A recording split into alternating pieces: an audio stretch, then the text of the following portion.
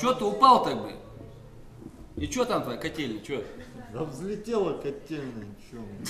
На. Оба-на, салам алейкум. Валейкум салам. Тоже что ли? Валейкум. Познакомьтесь, это мой самый лучший друг, однокурсник Берт.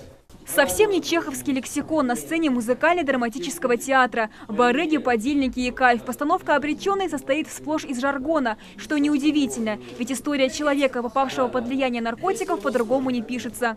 По сценарию главный герой Берт учится в университете, готовится к свадьбе, кажется, что счастье вроде бы не за горами. Однако Берт знакомится с новым другом, который впоследствии оказывается наркоманом. И вот твой друг идет в отель. Ты знаешь, в его присутствии мне как-то не по себе. Другое дело Тимур с Магой. С ними ты смеешься, улыбаешься. Стоп, хорошо. Друг наркоман, Оля. Мадина Костоева играет в спектакле «Розу», возлюбленную Берда. На глазах у девушки ее любимый человек борется с соблазном наркотиков. Роза всячески пытается ему помочь. Главной героине, да, вот интуиция подсказывает, что это плохой человек. И она говорит, что лучше ты с ним не общался бы, потому что я чувствую, что что-то не так, потому что его взгляд. То есть, в принципе, она чувствовала, что что-то происходит, да, что нехорошее, что этот человек плохой человек. Спектакль поставлен по пьесе Бориса Шадыжева «Золотой укол». Однако позже название постановки решено было сменить на «Обреченный», что ближе к судьбе героев. По задумке режиссера-постановщика Ахмеда Альянова на сцене будет минимальное количество декораций. Актеры будут появляться из темноты и уходить во тьму. Такой оригинальный творческий прием направлен на то, чтобы показать ту трагедию, которая постигает героев постановки. Когда в доме кто-то болеет этой болезнью, понятно, что все цвета радуги исчезают, остаются только черные, серые цвета.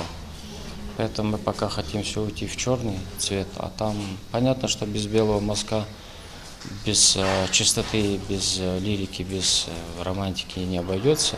Одного из главных отрицательных персонажей играет Рустам Евлоев. Ему досталась роль наркоторговца. Наркомания – это одна из самых злободневных проблем, стоящих перед нашим обществом, считает Рустам. И чтобы искоренить ее, необходимо приложить максимум усилий. Спектакль «Обреченный» в этом плане один из самых мощных рычагов для достижения этой цели. Для меня, в принципе, такая роль, она впервые. Никогда не приходилось играть мне.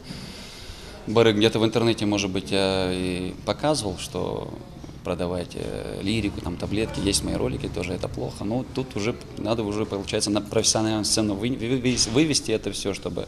«Обреченный» ставится в рамках федерального проекта «Единой России» театры малых городов, в котором приняли участие 4 ингушских театра. На выделенные для реализации проекта средства подготовили сцену и закупили оборудование, которое, кстати, впервые представили на прошедшем к 25-летию республики праздничном концерте. Наша республика получила на реализацию федерального партийного проекта «Театры малых городов» около 20 миллионов рублей в этом году.